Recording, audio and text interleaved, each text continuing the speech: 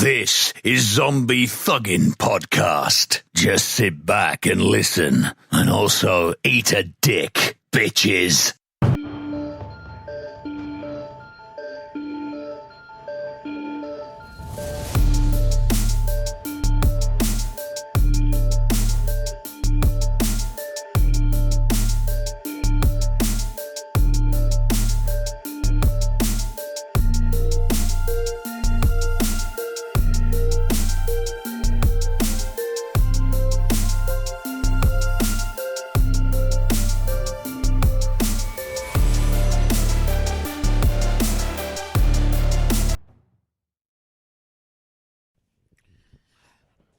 Welcome to the Zombie Thuggin' Podcast. My name is Buddha. This is the Sideways. How are you today? Well, Yeah, not the fucking- greatest, actually. But not good, dude.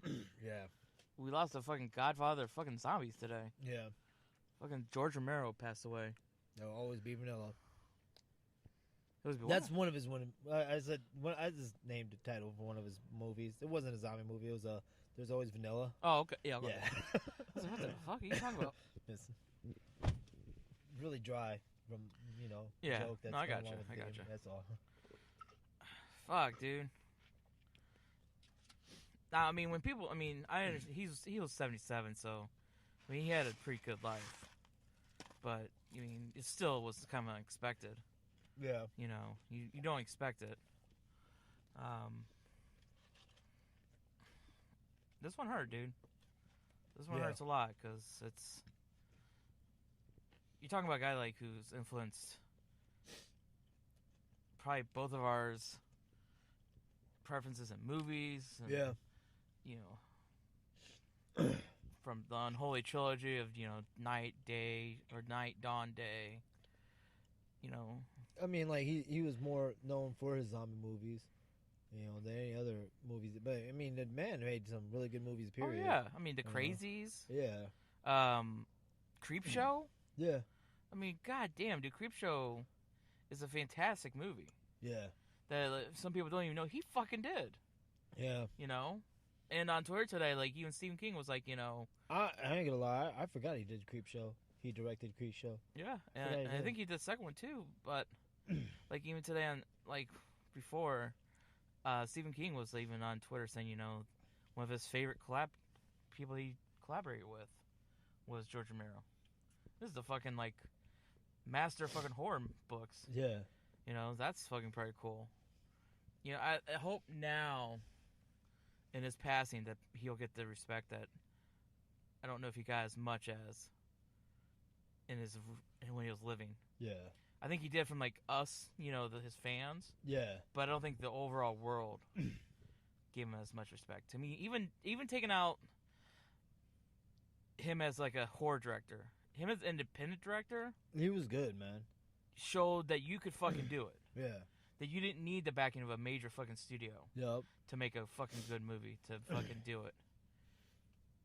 No, I mean he did there's always vanilla. That's not even a horror Yeah. movie.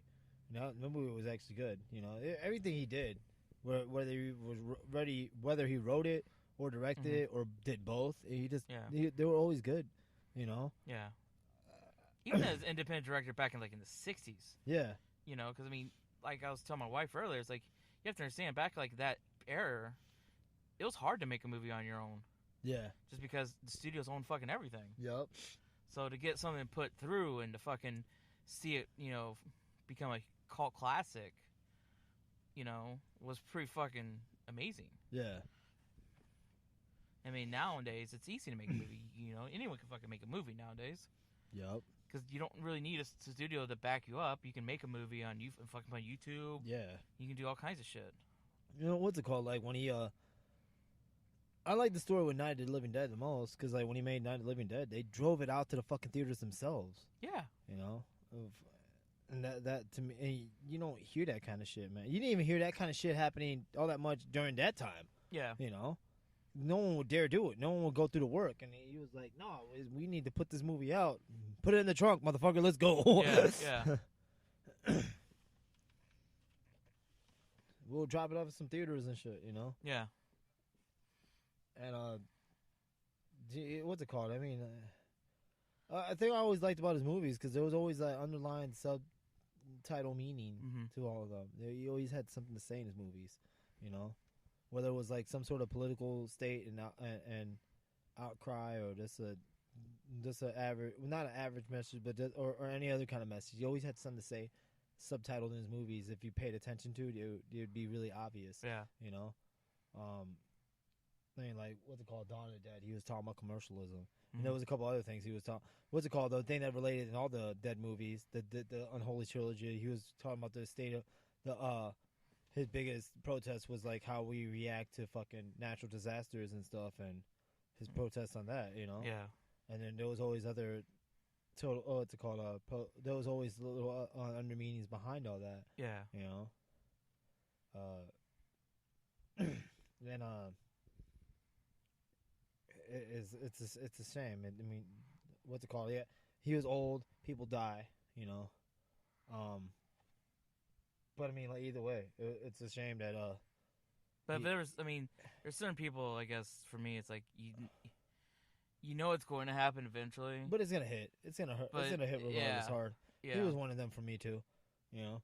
And I'm just trying to spin I was trying to go somewhere with what I was saying, you know, and exactly, basically what you said, man. But there's some devs that it's like smack you hard, regardless of you already know, and he's one of them for me, you know. On a personal note, this weekend's been kind of like death. I came home, my cat Christian, who I had for like ages, and she was dead, so. And then he hit me with Romano today about him dying, you know. And to me, that's like family right there. Even though I met him. What's it called? We met him once at the Motor City convention. Well, you met him twice, didn't you? I met him once at the Motor City convention, and he wasn't like the thing I liked about him. And you know, you always hear it like in interviews about certain famous people and stuff like that. But then, like, you know, you always question, like, how real is this now? You know what I mean? And they would always say, like, what's it called? Little documentaries about him or even, like, interviews about him from other people and stuff like that. They're always like, oh, he's the most really humble, down-to-earth kind of guy you'd meet. And this comes off as so genuine and stuff. And I was going to say the same thing. I think for me, he is...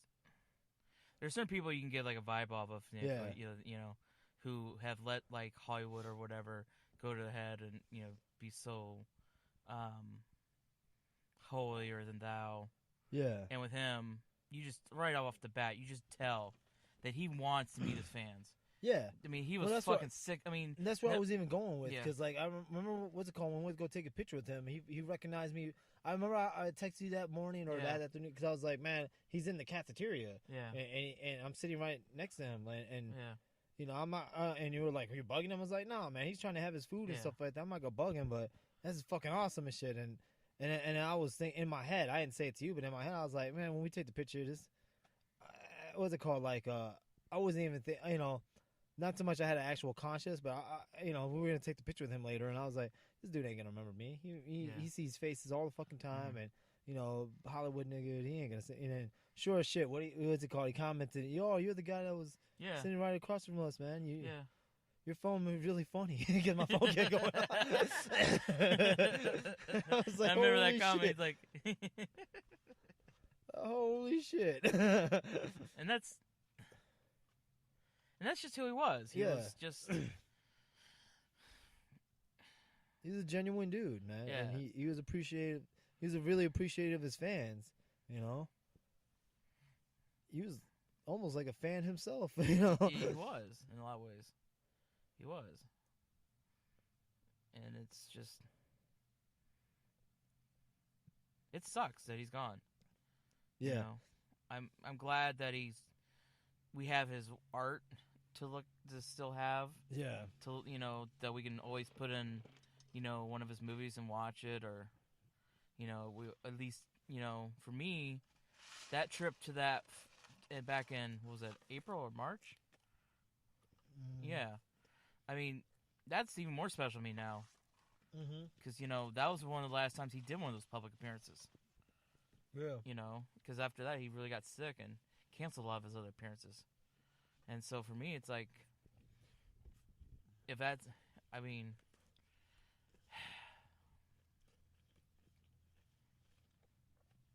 when I read the news, dude, my first response was like, fuck. And I, like, got teary-eyed because I was like, God damn, George Romero's fucking dead. Yeah. It's like, God damn. And it was...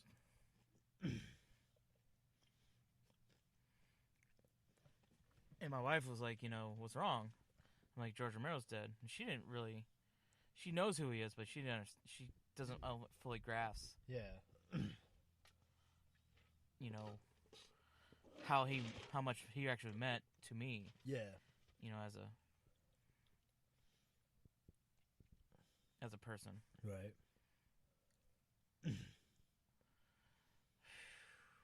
What was the first movie you ever saw of his? Night. I was 8 years old. My father put it on. That's what's up. It was on TV, and he's like, he's like, because I just started getting into horror movies around that age, and he's like, you want to watch something? Watch this. And so I sat down and watched Night with him, and that movie scared the shit out of me, dude. That movie fucked with me for a while. Yeah. More than like any of the modern like horror movies at that time fucked with me. Yeah. Like when I was 9 or 10 years old, my parents dropped me off at a theater on base, and this was in Texas, and they showed Nightmare on Elm Street 1, 2, and 3. Yeah. And that fucked with me for a little while just because it was really late at night. Yeah, and you're a kid and you're impressionable and Yeah. stuff. The first one I ever saw of George Romero's was Day of the Living Dead. Day. Yeah, that's the first one I saw. What's it called? We were living in an apartment. I can't remember how old I was anymore. I want to say about like 7 or 8. And the person who lived upstairs from us, the kid who lived upstairs from us, he had on VHS, and he knew what's it called. Like I was in zombie movies at that time, Mm-hmm. but I watched a lot of the other ones. I mean, like I told you, the very first zombie movie I ever saw was Return. Yeah. And I watched them only because like the zombie movies especially at that time, they still do to a point. Not as bad anymore, but like when I was a kid, zombie movies was really the only genre that really fucked with me and actually creeped me the hell out. Yeah. And that day I was downstairs. I was home, and he knocked on my door and he was like, "What are you doing outside?" I'm not really doing anything. I'm just watching some movies I rented. I rented Return. Mm-hmm. Return, I think 2. And he was like, "Oh, okay. You mind if can I come in and watch?" And it's like, "I'll ask my mom." My mom said, "Yeah, you can come in and stuff." We're watching, watching the shit, and he's like, "This ain't that spooky." I'm like, "It's creeping the hell out of me. What are you talking about?" And he's like, "It's cheesy more than anything else." I remember him saying that. He was like, "Let me show you a zombie movie," and one got Day, and I'm like, and that one even fucked him up even more. I was like, "What the fuck did you do to me?" you fucking asshole. So, but yeah, I mean, like that, and then after that, it was like, then I started like looking more into trying to get Romano movies and stuff. Let's correct that real quick. Romero, motherfucker. Romero, whatever. I say Romano. It's technically not incorrect in some degree. I'm just saying, just saying. It's like tomato and tomato, motherfucker. But I'll say Romero. I'll try to say it anyway. I'm going to correct you every time. More people say Romero than they do Romano, but what the fuck? Hold on a minute. Why the hell? That's Romero from the grave coming back telling you to fucking say his name right, goddammit. Hold on, it's my niece. Whatever. Alright, we're back. We're back. So then, this whole was like put it in my ass. Wait, hey, no. Hey, no. I gotta crack jokes still, man, especially on this one, man. I know, just fucking with you. Too serious. Where was I at? Anyway. You're talking about like he saw Day. Oh yeah, Day was what got me really looking into Romero more. Before you jump on my balls again. That's right. I'll jump on more of your balls later. Anyway. Well, as I got older anyway. I mean, at that time, I didn't know who the fuck. I didn't really even have that kind of depth into horror movies. I just knew I liked horror movies. That's really about it. When I got older, I started revisiting stuff and then looking into more detail and stuff. I think I started really looking into Romero stuff probably when I was about like 12, 13. 12 or 13? Yeah, when I started really taking an interest, that part of the interest in the horror genre, actually looking up directors and, trying to study on backgrounds and stuff like that. Yeah. That's when I started really taking more interest, Because, I mean, like, as a kid, what kid's gonna fucking sit there, unless if it's, like, fucking, like, card-related or comic book related, man. Not like that. I mean, not every kid. There's some kids out there that are fucking freaks in nature. No, that was the other one, too, though. I mean, like, just growing up, I mean, like, other kids were, like, fucking collecting baseball cards and shit like that. I was fucking trying to collect horror movie genre. I mean, memorabilia and stuff. That's badass. Yeah. I mean, I know you can probably relate to that one, too. I mean, at least towards the,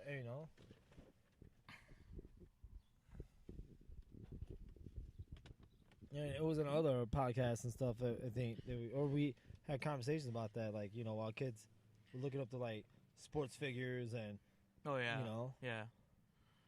We were fucking idolizing fucking horror movies and shit. Oh, yeah. I mean, really, Night is the one that got me into horror. Yeah. Big time. Because Night opened the door for everything else. Because then, from Night, I went into other, like, 70s horror. Watched a lot of, like, the Draculas and the, like, the B movies. A lot of the B horror movies. And then, of course, the 80s, you name it, I probably fucking saw it. Like the Curse of Disco Dracula.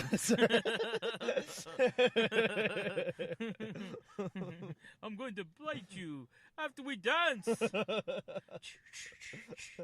I'm going to suck your blood, and then we're gonna do the boogie, boogie, boogie all night long.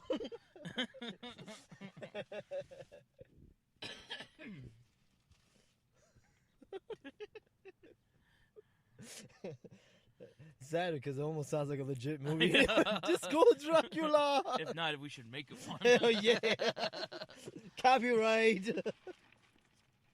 If that's not a movie, copyright Zombie Thuggin' Podcast, Zombie Thuggin' Projections. Yeah.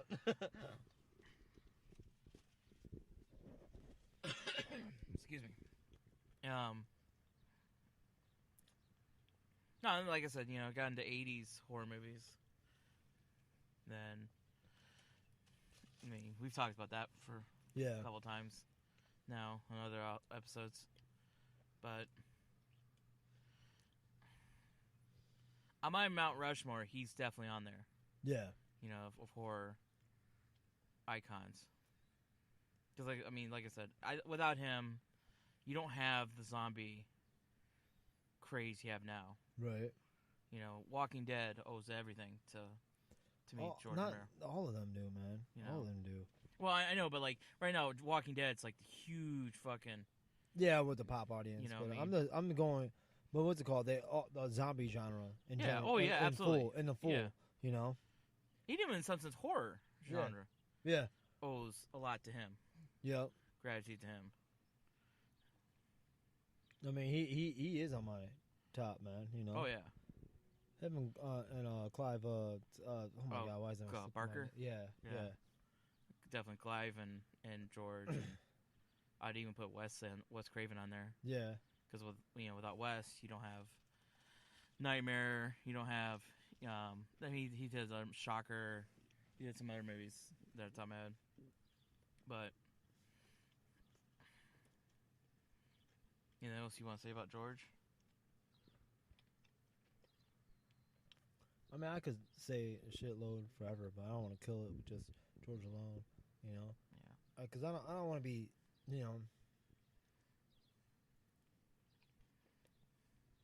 the way I would feel about George. I don't think he would want us sad. You know what I mean? No, I don't think. I don't think so either. I think he'd want us to figure out a way to bring him back from the dead. that was. I mean. You know, you're thinking it. Some people were saying too soon, but like one of the jokes I saw on Twitter was like, "Oh, don't worry, he won't be dead for long. He'll come back as a zombie." and like one of the people was too fucking soon. I'm like, I don't think he would find it that. I think he would fucking laugh at that. Yeah. He'd be like, "Oh, that's fucking funny." He was too lighthearted, man. I think it'd be like, I think with the way he is and stuff like that, I think he'd find it almost a disrespect if we didn't make that kind of joke. You know what I mean? I don't think he'd want everyone to cry. Yeah. And like, woe is me that he's dead. Right. I think he'd want us to celebrate his life and keep the genre going, but keep it going away in his vision. Yeah. Not, because he wasn't very supportive of Walking Dead. No. And I kind of see some of his gripes with it. But I think he'd want his vision for the genre to keep going. And I think as his fans, that's the best we can do for him. Right. Is to keep that going. There's a lot of people that are beefing with The Walking Dead now, but I know it's totally different from the comic book at this point now. Yeah. I know that. Yeah. But like, I haven't watched it now in forever. I haven't either. I think the last season I saw was like the third season, second or third season. I saw a cover. Dude, I haven't watched it really at all. I haven't seen it since I think that was the third season where they made it to that base / laboratory in Georgia. Okay. Or I don't know. Yeah. Because I watched Atlanta, Georgia. They're all it's based in Georgia right now. Yeah. I watched parts of the first season. That's about it. Yeah. And it just never caught on to me. Caught on to me. I thought it was all right at the beginnings. I don't know, but I mean, like, I don't know, like some of it beef. So it's like, oh, you're killing off people too quickly, and it's like, man, I don't know, man. Trying not to pay attention too much of what the mass audience, because like they bitch about like I said, they bitch about when certain characters die. It's like, man, what do you expect? It's a fucking show about like fucking post-apocalyptic background and shit. Niggas gonna die. Fuckers walking around trying to eat each other, eat fucking flesh and shit. Yeah, the niggas gonna die at one point. Relax. Calm down there, Francis. Yeah. Kill him again just from spite. Fuck it. We're gonna kill him, bring him back, and then kill him again. Yeah. Then come back as a zombie? No. No. Then come back alive. Yeah. No, kill him again. Fuck it. Yeah. All right, man. I think the best thing, like I said, we could do is just keep his vision of what he thought of the genre should have been. Right. And just go from there, man. And then just kind of, the last thing is, rest in peace, brother. You're right, exactly. Thank you for everything you've provided to this world, and you're gonna be missed, man. You definitely will be missed. And on that, this is Buddha. This has been the Sideways. And this has been America. Fuck yeah.